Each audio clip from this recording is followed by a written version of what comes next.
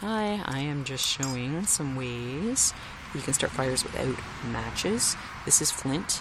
This was used all over the world.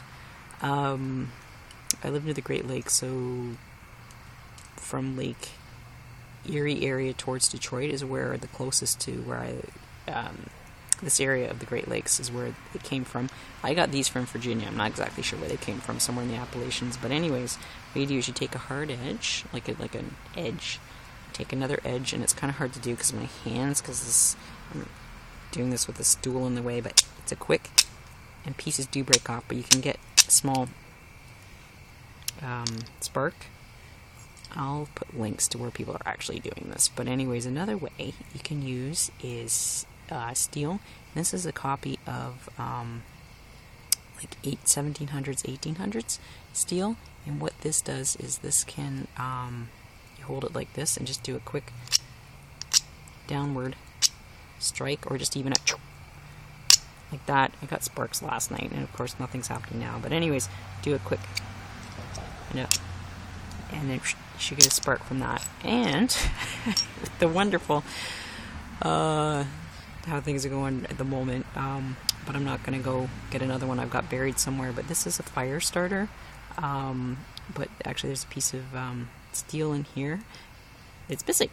I don't know what happened to this one, but anyways, if you take a piece of like a knife or some other piece of metal, or it works really good with flint too, but the whole idea is you go down here, then you'll get another spark. So anyways, that's some ways you can start a fire without matches. So this would be good to keep with you. And I was also talking to another friend. A good idea is actually to purchase a Zippo lighter. Why? Because they last a long time, but also if you think about it, you can actually, or keeping it lit or keeping something in there, you can take material and twist it up. Like this is once it runs out, take material, twist it up, and run it through there. The lighter itself, if it's made out of like steel or whatever, wind the string or metal through there. You can use it for years, and if you have some kind of, and that can be good for starting fires. I bought one. I'll show you what I mean a little later. That's the last minute thing I just mentioned. But anyways, Zippo lighters would be a good investment. Also too, I put up something from Little House on the Prairie regarding books, but there's something actually even called a button lamp that they did. You just take oil, and you can use any type of oil.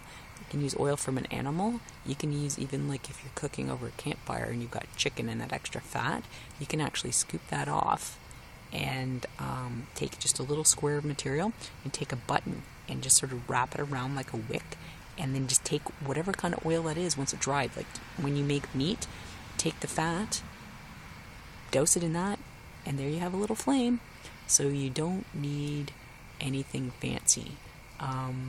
And the settlers, when they came to North America, made candles, which I show in another vid. But what they did is they took string and dipped it, and used that to after keep dipping however many times till they got candles as big as they wanted.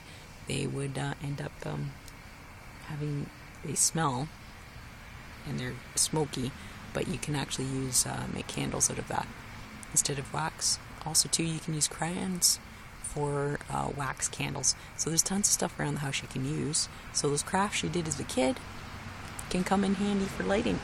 So it doesn't have to be where people joke about the grid going down and whatever else happening with the fire. If the power just goes out due to a storm or whatever reason, just a good idea to be aware of this other stuff. Okay, anyways, have a good night. And finally got a fire at the last little warm bit before it gets cold. October 2012.